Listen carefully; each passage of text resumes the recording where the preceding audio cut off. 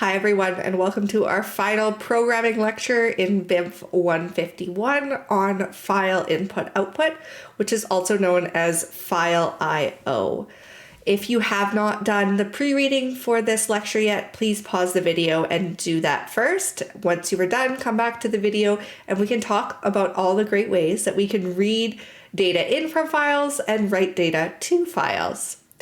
So within programming, we have three different ways that we can get data into our programs. We can either hard code the data, which is just writing those data literals into our program. So that would be typing things like var equals 14, and we'd use that integer literal 14 for that. We can also use the input command to get user input from the keyboard. So we've seen lots of examples of that, where we ask the user to enter some sort of value, they will type it in the keyboard, and that gets returned to us as a string. Or we could use file I/O, which allows us to effectively kind of pretend like we were in a file explorer. We click on it, double click on a file that we want, opens it up so that we have all the data. We can read that into our program, and then we would close out that file when we're done with it. Conversely, we can also open up the file and then write to that file or add to that file and then close it out. So we'll see examples of both of that in these exercises. So for exercise 1, we are going to suppose we have a file called sprite.txt. This is not Sprite the Pot, it's Sprite the 2D animation. So just think of it like a little character, that kind of thing that you might see in, say, a video game or something like that. And inside of this file, we have instructions for drawing this animation. Each of the lines in the file will begin with the word fill or ellipse, followed by some of the arguments. So effectively what this is it is a call to a function followed by the arguments that would get put in with that call to the function. We don't need to know what fill and ellipse are doing. We can probably assume that fill is putting in some sort of color, maybe the RGB values of that color, and then ellipse is drawing circles at certain coordinates for X and Y's, that kind of thing. But we don't need to concern ourselves with the details of what's actually going on there. What's important to us to know is we've got a file, has a whole bunch of lines. Some of them start with fill, some of them start with ellipse. The ones that start with fill are then followed by 3 arguments, and the ones that start with ellipse are then followed by 4 arguments. What we want to do is write some Python code that will read in each of these lines and then print each line to the screen, where instead of it being separated by commas, it's now going to be separated by tabs. So let me just switch over to my PyCharm. So you'll see here in PyCharm what I did is I made a text file. And so how I did that was I just went right-clicked on my workspace, new, and then instead of Python file, just made a file and named it sprite.txt. And inside of that, I put a whole bunch of these different fill and ellipse commands with the different arguments. Of course, if this was an actual program, we would see something that looks a little bit more like this. So this is just a comma separated way that somebody decided to represent those different commands. Might be something to do with, say, a video game, and then it would get loaded in and drawn at a certain point of time. And using the comma separated values is a really easy way for us to interact with data like that, because we could parse it out and then use that for different commands. Our task is to read in this data into a program and then print it out with tabs instead of commas, but those should be on our console that we have down here. So I'm just going to make a new Python file for that code. This is chapter 16, exercise 1. And in here is where we're going to do all the work. What's really important to know when you're working with file I/O is that the file, if you're inputting something into your program, needs to be in the same location as that program, or you need to tell the computer where that file is by specifying the path. We don't talk too much about paths in this course. It's a bit too advanced. So what I would recommend doing is just ensuring that that file is within the same folder as your Python code. Similarly, if we make a file and we're going to write out to it, that file will end up in the same place as our Python code. So the same place you would go to find that code that you would upload into Canvas for assignments, that same folder would have any new files that you made with like written data, etc., etc. All right, so we're going to want to do a couple of different steps here. So I'm just going to write them out as comments, kind of going over what we did in the textbook. The first thing we'll do is open the file. Then we will read each line of the file and print out the line with tabs instead of commas. And then at the very, very end, we will close the file. So to start off with, I will just work on first opening the file and then closing the file. Those are the two, I would say, easiest parts of this. The middle bit is always going to involve a loop when we're working with reading in file from a text file or reading in data from a text file, because we're going to be doing something for every single line of that file. So we usually want to use a loop for that. So the syntax to open a file, remember this is kind of like us just double clicking on the file if it was in our browser or file explorer. What we do is we first give a variable name. So that could be something like F. It's a very common one that we use because it's easy to type, and then we can do a lot of the methods very quickly. We can't use, I don't think we can use, oh, yes we can. Can we? Let's see. Can't remember in Python if file is a special word. Yeah, it looks like it's a special package. So we don't want to be using that because it will get the computer confused, of course.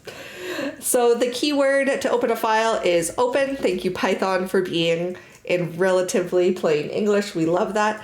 Then we specify the file name. So that should be the file name that you see in this folder here. And in this case, it is sprite.txt. And then our second argument is whether we're reading to that file, writing to that file, or appending to that file. That is always going to be in those or double quotes or single quotes. It will be a string. And in this case, we're reading from the file. So that's how we tell the computer we're opening a file to read. How we close that file is we just do f.close. So this is one of those special method functions that's working on an object. Effectively, this open method makes a representation of the file in our program, and it stores it as an object in F, which means we can use some of those different methods that are associated with that object to do specific things to that specific file. So we use slightly different syntax when we're using a method. We do the variable name, dot, then the method name, and then our brackets, just like we would if we had a function. There's no arguments to that, so that is all we have there. At this point, I like to run things to make sure I don't have any spelling errors, syntax errors, other things going on here. We see that I got no complaints from the computer, so I feel fairly confident I can move on to the next part, which is reading each line of the file. So typically, when we're reading each line of the file, we want a loop, like I mentioned, and because that file is stored as a special object, we can actually use a for loop and it will handle all the code for looping through each line by line. So kind of like how we did when we had a string and we were saying for character in this string and it would give us one character at a time. If we say for line in file, or F in this case, it will give us one line of that file at a time, which is exactly what we want in this case. So instead of line, you could put any variable name that you wanted there. You could put L, you could put sparkly unicorn, you could, the opportunities are endless. Line is a very self-explanatory one, which is why we typically use it. And then we just do in F with our colon, like we're really used to from our previous for loops that we've had. So within our for loop, once we have that line, we want to print out the line with tabs instead of commas. Now, this isn't just a single step that we can do.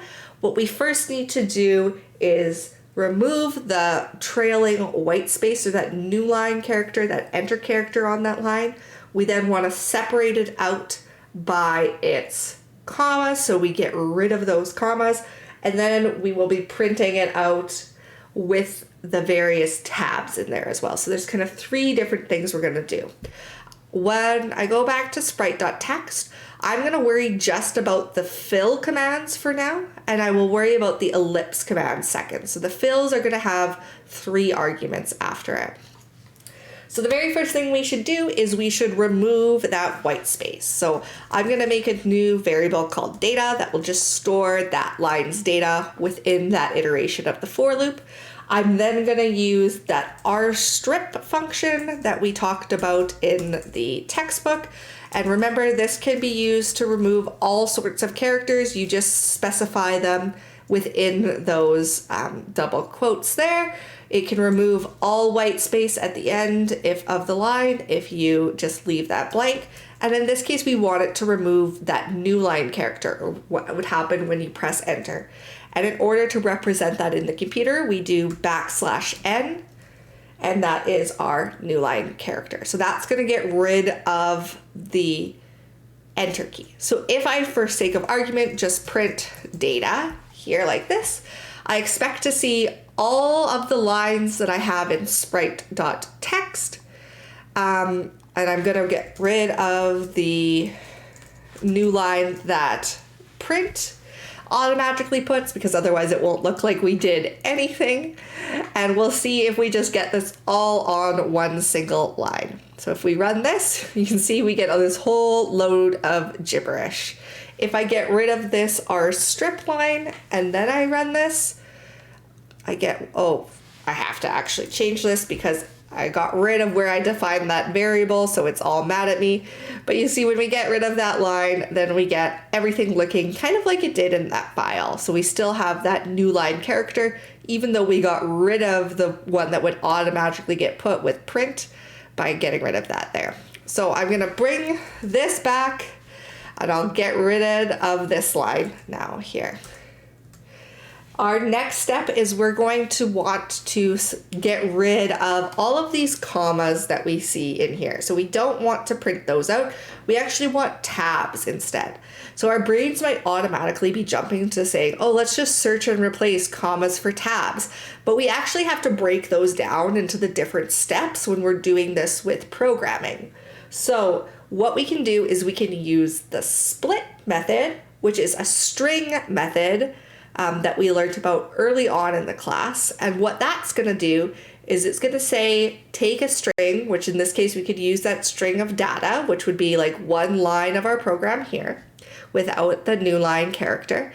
And we could say, split it based on the commas. And so that's going to return a list for us where every element in the list is delineated by the commas. So we would have, say, fill as one element, 0 as another element, 150 as the next element, and then 0 as another element. So as an example, if we do data equals data.split bracket, and then we put our comma in, and then I will print this out just to show you what that looks like. I'll leave in the new line just so we don't get absolutely overwhelmed by everything on this same line, because that's always a little bit yucky. You can see here that I now have lists. I know they're lists because they have the square brackets around them, and that instead of it just being commas, I have every element that was previously separated by its comma as a separate index within that list. It might look like there are still commas, but this is just how we represent lists. Those don't actually exist in the data. They are just there and printed to help the humans read those lists a little bit easier. So now what we want to do is, instead of printing it with these list-based representations, we want to just go ahead and print out each of those individual offsets and separate them by a tab. So I'm going to start with the fill option because it has a different number of offsets or different length of the list than the ellipse one. So we'll start with that and we'll see what we get. So I'm going to leave my print there, and I'm going to just start hard coding those offsets in. So data 0 will be either the fill or the ellipse command. And then I'm going to just add in my tab characters. And so similarly to the new line, we can add in just a /t to represent a tab. And then I'm going to add the rest of them in, data 1 plus /tab plus, I think I can do this on multiple lines. Let's see if this yells at me. Data 2 plus, this might yell at me. I think I might be forgetting a special symbol that tells the computer, hey, I'm just starting this on a new line. That's 0, 1, 2, and then 3. Data 3. And if I close that off, let's see how mad the computer gets at me for this. Oh, beautiful. It didn't get mad at me at all. But one thing to note is we are missing off some of the arguments that are supposed to be with our ellipse. So what we need to do is actually add in an if statement that checks to see if, whoopsie, if data 0 is equal to fill, then we're going to print off what we currently had. Otherwise, it is going to be equal to the ellipse. So I'm just going to copy this whole thing over here. Control C. Whoops. As I'm doing this, I can actually think of a way to be more concise here, but that's okay. I'll save it for another time. /t. And then I'll just add in that last one for data 4. Now if I run this, I should see for the ellipse ones an extra number at the end, which should represent that whole line. And we do in fact see that. So that is exactly what we wanted there. Let's just switch back to our slides here. Okay, for this demo, I'm not going to actually run this code. It's more of just giving you a little bit of a sneak peek of what's to come in the next lecture. So we are going to talk a lot more about BioPython, which is a module in the next lecture. BioPython is effectively a library of a whole bunch of pre-written code that bioinformaticians can use to do things like read in sequence data or output sequence data, run BLAST through through a program, all sorts of different things like that. How we use those things is we actually have to include this from an import statement at the very top. So this demo here is showing the code that you would use to import sequence data. So we say from the bio library, import this seq.io module. And then in here, we have a print statement that's just saying it's reading some FASTA file data, and it's using a loop very similarly to what we used before. So for sequence record here is just a variable, and then in this seq.io.parse comes from this library up here, and we pass it in the data or the file that we want. So this one here is within a folder called data, and then the FASTA file name. And then our second argument here is just the file type that it is. And in this case, it's FASTA. And then here's just some examples of how it would print out and get things like our accession number from that sequence, the actual sequence from that sequence, and even the length of that sequence from that sequence. The really nice thing about libraries like seq.io is that if we say had a GenBank file instead of a FASTA file, none of the code would have to change except for the actual file name and location, and then the argument that says what kind of file it is. All the rest of the information stays exactly the same. So it gives us a lot of flexibility in our programs, and we'll see a lot more of that in the next lecture. The next demo we're going to do is, suppose we have a list of dots representing integer locations of points in a connect the dots type drawing. Every 2 data items in the list represents an XY coordinate for one of the points.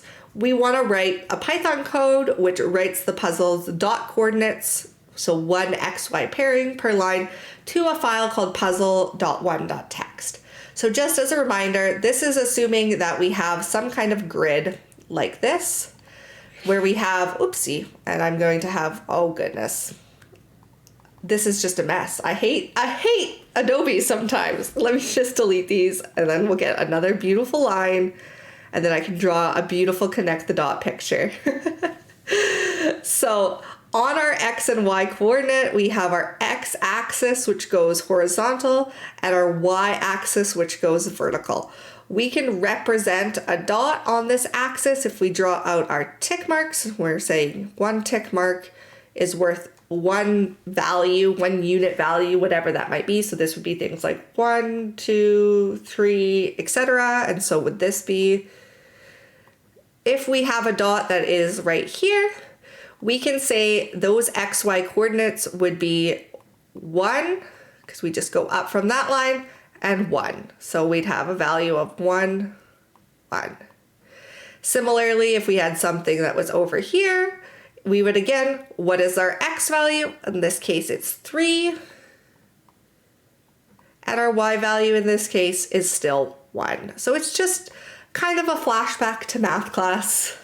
But we can use that to build out and represent dots that make pictures. So in this case, if we had this on a grid, this picture would represent a square or a diamond if we connected all the dots. So that's the kind of thing, the kind of data that we're going to be working with here. So just to go back now to our beautiful PyCharm, and we'll open up a new Python file. We'll call this chapter 16 demo 2. And we are going to write data. So first we need to define some data. The second slide that I didn't go over here has some example data in it, and I'll just copy that over. It was dots. And then inside of dots, we had 10, 10, 50, 50, 50, 50, 100, and 10, 150. And so each pair here, so the first two, like this one, 10 and 10 would be one XY coordinate, and so on and so on and so on. And so what we want to do is take that list and write it to a file. So when we're writing to a file, it's very similar to when we are reading from a file. We need to open the file. We need to write to the file. And then we need to close the file, which I like to think of closing the file when we are writing to it as our version of saving the file. It makes my brain happy, and it might make yours happy too, which is why I share it. So opening the file when we are writing to a file is very similar to when we are reading. We, again, make a variable to hold that special file object. We like to call it F just by convention. We use the open keyword again. And then inside our first set of double quotes, we just give the file name. So this could be an existing file if we wanted to add to that file or overwrite it, or it could be a brand new file if we don't have that file existing in our folder yet. So if we look into my folder over here, the only non-Python file I have is that sprite.txt one. In this case, we wanted to write our data to a file called puzzle1.txt, which doesn't exist. So we'll see if my code will make that file or not. We then add in our second argument, which remember could be read, but we're not reading. It could be append if we were adding to an existing file, which we don't have. And in this case, it's W because we are writing to a new file. Again, at the end, I just like to do my f.close just so that I don't forget.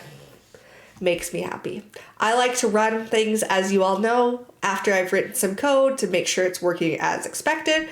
See, I get no output here, but I actually do have now a puzzle1.txt that got created for me in my folder. And right now it has no information in it. As I rerun this, what's actually happening is that puzzle1.txt is getting overridden every single time. So you'll see if we add some data to this after we have it going, that it doesn't necessarily just get new data added on to the end. It is getting completely overwritten because I used that W argument there. So to write to the file, we are going to want to use a for loop because we are going to be going through this list here and taking that information to write to that file. So in this case, I'll just do a pretty standard for loop that we've seen before. For I in, and I'm going to just do range so I can get my indexes, length of dots, and I want to go up by 2. So I need to specify my start, length of dots would be my stop, and I want to go up by 2 because every 2 pairs is going to be on one line of the file, so I don't need to go through each individual one. Oh, I forgot my colon. Okay, so then what I do is I'm going to be using the f.write command, which is kind of like our print command, and printing out a string to that file. So in this case, I want to make sure I'm converting things to strings, and then I'm going to do dots I, and what are they supposed to be separated by? Comma. So plus, comma, just some string concatenation there, and then another string command to convert, because remember my values up here in dots are integers, so we're just converting that. Dots I plus 1, and then at the end I'm just adding a new line character because with these ones here, with the write command, unlike the print command, it doesn't magically add that new line character. Remember, that's like us pressing enter into the file. We have to explicitly add it in itself. I'm going to run this, see how close I am to my solution, or if I am there. So no errors, which is great. If I go back into puzzle1.txt, I now see I have my different XY coordinates. If we added something in, say, at the beginning here, like this, if it was just adding to that file, we would expect to see all of these, then followed by 8, 6, then all of those again. But as I said, this is overwriting the file each time. So what we should actually see is 8, 6 at the top, followed by all those numbers we saw before. And if we go into our file after rewriting it, that is exactly what we see. Okay, going back to our slides. All right, so for exercise 2, it's a very, very similar exercise to what we just went over in that demo. We're gonna have a list called markers, which contains information for drawing a set of circular map markers. Every 4 data items in the list, so instead of every 2 data items like the demo, will represent a single marker's color, which will be a string value, its X coordinate, its Y coordinate, and its radius.